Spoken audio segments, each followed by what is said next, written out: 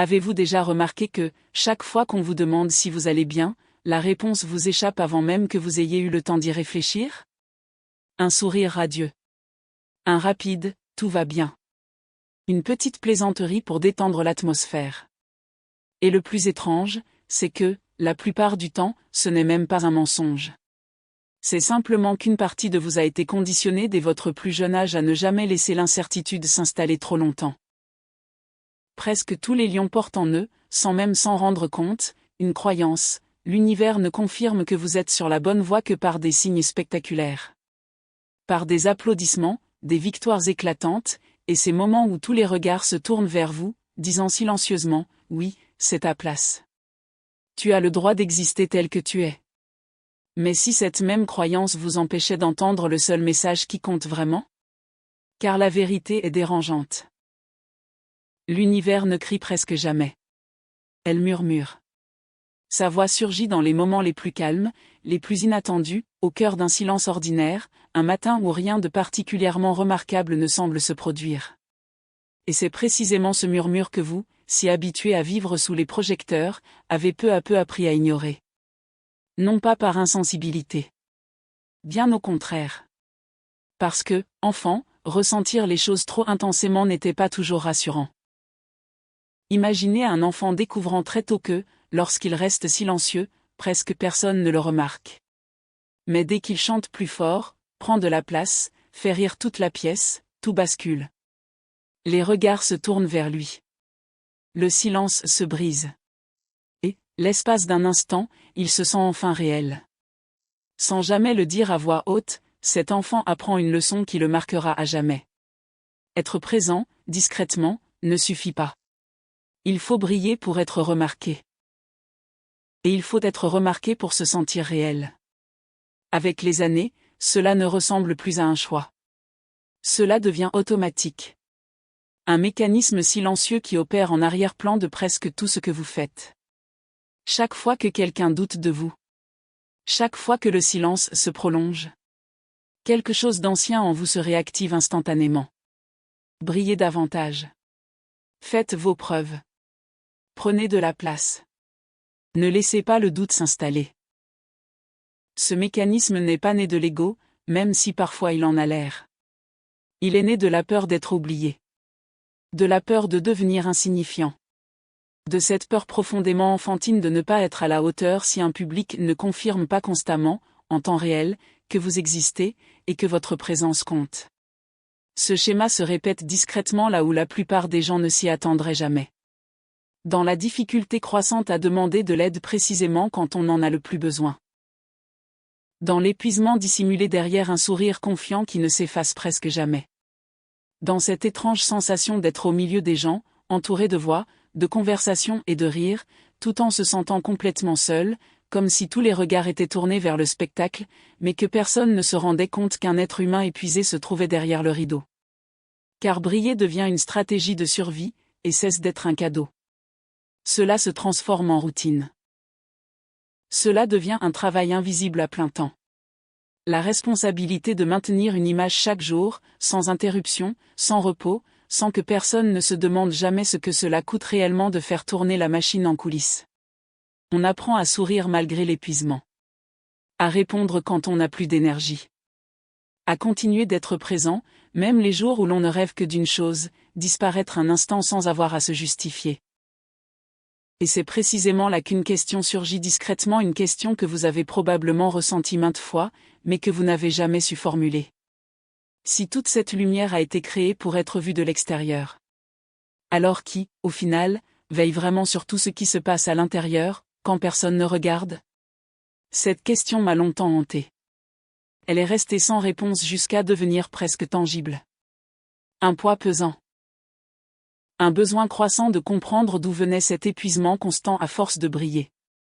Au cours de cette quête de réponse, je suis tombé sur ce livre numérique, Le chemin divin qui guide votre signe du zodiaque vers une vie de sens. Bien plus qu'un simple livre de développement personnel rempli de formules toutes faites, il propose une approche mentale radicalement différente. Une nouvelle façon d'appréhender son propre rayonnement. Une manière de reconnaître sa lumière authentique sans avoir besoin du regard des autres pour la valider. Une façon de rompre avec cette habitude de se perdre dans la quête de reconnaissance extérieure et de retrouver enfin la place qui nous appartient depuis toujours. Et si vous m'avez suivi jusqu'ici, il y a de fortes chances que vous soyez encore en train d'assimiler quelque chose que ce message a réveillé en vous. Peut-être avez-vous reconnu, au plus profond de vous-même, que un schéma confortable qui consiste à briller bien plus fort que nécessaire, simplement pour éviter de disparaître. Ce malaise n'est pas fortuit. C'est l'univers qui vous pousse doucement. Il vous encourage à agir tant que cette prise de conscience est encore présente, avant que la routine n'étouffe à nouveau ce murmure. Vous possédez déjà le génie. Il vous suffit de le révéler. L'accès se trouve dans le premier commentaire, mais les derniers exemplaires disparaissent rapidement. Cliquez maintenant et commencez votre transformation. En attendant, dites-moi en commentaire. À quel moment de votre vie avez-vous réalisé que vous brillez davantage pour éviter d'être oublié que par véritable désir de briller? Imaginez une maison où chaque fenêtre brille de mille feux. Les gens vont et viennent sans cesse. Les rires remplissent l'air, et de l'extérieur, elle semble être l'endroit le plus chaleureux et accueillant de toute la rue. Mais à l'intérieur, chaque porte reste verrouillée. Non pas parce que quelqu'un l'a exigé, mais parce qu'à un moment donné, verrouiller ces portes est devenu un instinct de survie, et que personne ne vous a jamais montré comment les déverrouiller sans vous sentir dangereusement vulnérable. C'est, à bien des égards, ainsi que se manifeste la solitude chez quelqu'un qui a appris à briller bien trop tôt. Vous pouvez vous tenir au milieu d'une foule. Être au centre de toutes les conversations. Rire plus fort que tout le monde. Raconter l'histoire que les gens attendent d'entendre. Et pourtant, vous ressentez toujours cette impression accablante qu'une distance invisible vous sépare de tous ceux qui vous entourent. Car ce qu'ils voient n'est pas votre véritable personnalité. Ils voient une version soigneusement construite. Une version rodée. Celui ou celle qui sait exactement comment entrer dans une pièce et captiver naturellement l'attention de tous. Et plus cette version a du succès, plus il devient difficile de remarquer la personne qui se cache derrière. Il existe une forme d'épuisement particulière dont presque personne ne parle. L'épuisement d'être toujours celui ou celle qui maintient l'ambiance. Celui ou celle qui résout les problèmes. Celui ou celle qui remonte le moral de tous. Celui ou celle qui apporte de la lumière dans chaque pièce, même quand tout y est sombre. C'est une fatigue qui ne transparaît jamais sur les photos. Elle ne se prête pas à une légende. Elle attend silencieusement ces moments où l'on est enfin seul, la porte se referme derrière soi et où plus personne ne nous observe. Et la question la plus honnête à se poser ici n'est peut-être pas pourquoi on prend parfois ses distances avec les autres. C'est quelque chose de bien plus profond. Si personne n'est vraiment autorisé à entrer, que protégez-vous? Se protéger de la souffrance est une chose. Se protéger de se dévoiler pleinement avec tout ce que cela implique en est une autre. Vous l'avez peut-être déjà constaté dans des moments ordinaires, presque insignifiants en apparence. Quelqu'un vous demande sincèrement comment vous allez. Il vous regarde droit dans les yeux. Il attend une réponse honnête. Et soudain, quelque chose en vous se fige. Non pas par manque de confiance, mais parce qu'ouvrir cette porte reviendrait à laisser quelqu'un être témoin de votre épuisement. De votre incertitude. De votre vulnérabilité. De ces aspects de vous qui ne correspondent pas à l'image que vous avez soigneusement construite pendant des années. Alors, presque sans vous en rendre compte, la porte se referme doucement. Et vous redevenez celui ou celle qui sait illuminer chaque pièce. Même si votre propre lumière intérieure s'éteint. C'est peut-être l'ironie la plus subtile de toute cette histoire. Plus vous êtes entouré de monde, plus la distance entre votre véritable nature et l'image que chacun croit projeter peut se creuser. Et presque personne ne s'en aperçoit. Car le jeu de la comédie est devenu trop convaincant. Trop lisse. Trop rodé pour qu'une faille, même infime, puisse apparaître. Si cette image d'une maison aux portes verrouillées vous semble étrangement familière, il est peut-être enfin temps de découvrir ce qui vous attend de l'autre côté. Le chemin divin qui guide votre signe du zodiaque vers une vie pleine de sens a été créé précisément pour ce moment. Le moment où vous réalisez que vous êtes entouré de monde. Pourtant, personne ne s'est approché suffisamment pour rencontrer la personne qui existe loin des projecteurs. Son but est de vous aider à ouvrir progressivement cette porte de l'intérieur. À votre rythme. Sans avoir à jouer un rôle. Vous possédez déjà le génie. Il vous suffit de le révéler. L'accès se trouve dans le premier commentaire, mais les exemplaires restants disparaissent rapidement. Cliquez maintenant et entamez votre transformation. Il existe un sentiment que quiconque a passé sa vie à rechercher la reconnaissance comprendra. Même s'il n'a jamais trouvé les mots pour le décrire. Les compliments ne durent plus comme avant. Au début, un seul commentaire encourageant pouvait illuminer votre journée. Puis il en fallait 2. Plus tard, il fallait une ovation générale pour ressentir ce soulagement familier pendant quelques brèves minutes. Et même alors, ce sentiment s'estompe de plus en plus vite. Comme si votre cœur était devenu un verre percé d'un minuscule trou que personne n'a jamais réussi à trouver. C'est un peu comme boire de l'eau de mer quand on a une soif terrible. Votre bouche croit avoir reçu ce dont elle avait besoin. Mais votre corps est encore plus déshydraté qu'avant. La validation extérieure fonctionne presque de la même manière lorsqu'elle devient votre unique source de satisfaction. Chaque nouvelle dose semble tout résoudre, l'espace d'un instant. Mais ensuite, cela laisse une soif encore plus forte. Une soif qui réclame une nouvelle dose plus vite que la précédente. Ceci explique quelque chose que beaucoup de gens reconnaissent, mais comprennent rarement. Ce sentiment d'agitation qui accompagne la montée en puissance des réseaux sociaux.iet. Cette anxiété subtile qui vous tenaille en attendant une réponse. Un « j'aime ». Un commentaire. N'importe quoi qui vous rassure discrètement, que tout va bien. Ce n'est pas de la vanité. C'est un système nerveux qui a appris depuis longtemps à associer l'attention à la sécurité. Et le silence au danger. Et si les applaudissements ne vous satisfont jamais vraiment? Peut-être que la vraie question n'est pas comment en recevoir davantage. Peut-être que la meilleure question est celle-ci. Que essayez-vous exactement de combler avec tout cela? Car tant que la réponse viendra de l'extérieur, le verre ne sera jamais plein. Et vous continuerez à chercher un autre verre. En croyant que chaque verre sera enfin suffisant. Alors qu'en réalité, ce n'est jamais le cas. Prenez un instant pour observer quelque chose. Chaque fois que la reconnaissance tarde à venir, quelque chose en vous s'accélère immédiatement.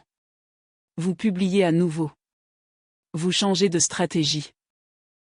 Vous tentez une approche différente. Vous créez une image encore plus éclatante. Comme si intensifier l'effort pouvait compenser l'attente. Et quand la reconnaissance arrive enfin, le soulagement est authentique. Mais incroyablement bref. Presque instantané. Très vite. Cette agitation familière revient discrètement. Vous vous demandez quand viendra la prochaine validation. Ce n'est pas un défaut de votre personnalité. C'est un système qui a appris très tôt que l'attention était synonyme de sécurité. Et que trop de silence entre deux confirmations était perçu comme un danger. Le problème n'est pas de vouloir de la reconnaissance. Tout le monde la désire, dans une certaine mesure. Le vrai problème commence quand elle devient votre unique source de réconfort. Le seul critère que vous utilisez pour décider si vous êtes sur la bonne voie. Car alors, chaque instant de silence est vécu comme une menace. Et chaque compliment n'est qu'un souffle éphémère. Jamais assez long pour se muer en paix véritable. Si vous reconnaissez cette soif insatiable, celle qu'aucune reconnaissance n'a jamais pu étancher, il existe une autre voie. Une voie qui vous permet de ne plus dépendre entièrement du regard des autres pour vous sentir complet. Le chemin divin qui guide votre signe du zodiaque vers une vie pleine de sens a été écrit pour celles et ceux qui sont las de courir après la prochaine validation extérieure. Et qui sont enfin prêts à découvrir comment s'accepter pleinement. Avec une sérénité qu'aucune reconnaissance, aussi bruyante soit-elle, ne saurait offrir. Vous possédez déjà le génie. Il vous suffit de le révéler. L'accès se trouve dans le premier commentaire, mais les exemplaires restants s'épuisent rapidement. Cliquez maintenant et commencez votre transformation. Il y a en vous, au plus profond de votre être, une pièce remplie de miroirs. Et pendant des années, peut-être toute votre vie, vous avez passé le plus clair de votre temps à contempler les reflets que les autres projettent. Leurs opinions. Leurs attentes. Leur approbation. Tout ce qu'ils avaient besoin de voir pour continuer à justifier votre existence. Pendant ce temps, votre propre reflet est toujours resté là. Attendant patiemment. Disponible depuis toujours. Pourtant, il a rarement reçu toute votre attention. Car affronter ce reflet exige un courage différent de celui que vous avez déjà acquis sous les projecteurs. Ce n'est pas la peur de l'obscurité. C'est la peur de se retrouver dans un silence où il n'y a pas de public. Ce genre de silence qui vous laisse seul avec vos pensées. Aucun rire pour vous distraire. Aucun applaudissement pour vous rassurer. Aucune voix pour confirmer que tout va bien. Et quand ce silence arrive enfin, il amène souvent avec lui les questions que vous avez repoussées pendant des années. Qui deviendrais-je si j'arrêtais de jouer la comédie, ne serait-ce qu'une journée? Que resterait-il si personne ne me regardait? Peut-être est-ce cette peur et non un manque de courage qui vous pousse à avancer sans cesse. Car jouer la comédie vous donne le contrôle sur ce que les autres sont autorisés à voir. Le silence ne suit aucun scénario. Il révèle simplement ce qui est déjà là. Sans montage. Sans public. Sans applaudissements pour adoucir ce qui apparaît. Pourtant, il y a quelque chose d'étonnamment doux caché au cœur de cette peur. Le plus souvent, ce qui nous effraie dans le miroir, ce n'est pas la faiblesse. Ce n'est pas l'échec. Ce n'est même pas l'imperfection. C'est la tendresse. C'est la version honnête et épuisée de nous-mêmes, restée cachée sous des années de brillance constante. La version de vous-même qui croyait en silence sans jamais l'avouer qu'elle ne pourrait jamais être aimée simplement pour exister. Il y a une différence profonde entre le silence et la solitude. Même si beaucoup les confondent. La solitude blesse. Elle isole. Elle fait mal. Le silence, en revanche, quand on cesse enfin de le fuir, peut se transformer en quelque chose de complètement différent. Il devient un espace. Un lieu où vous n'avez plus à gérer les réactions des autres. Un lieu où personne ne juge chacun de vos gestes. Un lieu où vous êtes le seul à vous observer. Pas de micro. Pas de projecteur. Pas de performance. Pas de texte à apprendre par cœur. Et c'est peut-être précisément là, dans ce silence sans public, que votre véritable nature vous attendait depuis toujours. Patiemment. Silencieusement. Espérant le jour où tu cesseras enfin de courir après une nouvelle salve d'applaudissements. Le temps de rencontrer enfin la personne que tu as toujours été, au fond de toi. C'est là que la psychologie et l'astrologie se rejoignent avec une précision presque troublante. La force même qui protège le lion du monde extérieur est souvent celle qui le sépare de lui-même. Le projecteur qui éclaire si intensément tous ceux qui t'entourent devient si puissant que celui qui le tient ne voit plus au-delà de son faisceau. Ton attention est constamment tournée vers l'extérieur. Vers les autres. Vers chaque réaction. Vers chaque réponse. Laissant très peu de lumière pour illuminer ton propre monde intérieur. C'est le paradoxe silencieux qui explique une grande partie de l'épuisement que tu portes sans jamais vraiment le comprendre. Briller vers l'extérieur. Et écouter vers l'intérieur. Les deux requièrent la même énergie intérieure. La même attention. Le même espace émotionnel. Plus vous investissez d'énergie à être vu, moins il vous en reste pour vous voir vraiment. Et le plus fascinant, c'est que cela n'a rien à voir avec la superficialité. Rien à voir avec la vanité. Rien à voir avec les stéréotypes superficiels si souvent associés aux lions sans que personne ne se demande d'où ils viennent. Cela s'est produit parce que, très tôt dans la vie, briller est devenu le moyen le plus sûr de garantir sa place dans un monde qui semblait souvent prêt à vous oublier. Mais il existe une question capable de tout changer. Dès l'instant où vous êtes prêt à la poser honnêtement. Et si le vrai courage ne consistait pas à briller encore plus fort, mais à s'autoriser à briller un peu moins. Juste assez longtemps. Pour entendre ceux qui essaient de parler sous tout ce bruit? Non pas pour éteindre votre lumière. Jamais. Mais simplement pour en atténuer l'intensité un instant. Pour enfin entendre tout ce qu'elle a dissimulé. Il y a une différence énorme entre la lumière qui éclaire et la lumière qui éblouit. La lumière qui éclaire aide à tracer le chemin. Elle permet à ceux qui l'entourent de voir plus clair. La lumière qui éblouit. Lorsqu'elle devient trop intense, trop constante, finalement, elle aveugle tous ceux qui se trouvent à proximité, y compris celui qui porte la lumière, l'empêchant même de voir clairement. Cette subtile distinction change tout. Elle sépare le fait de briller par obligation du fait de briller par choix.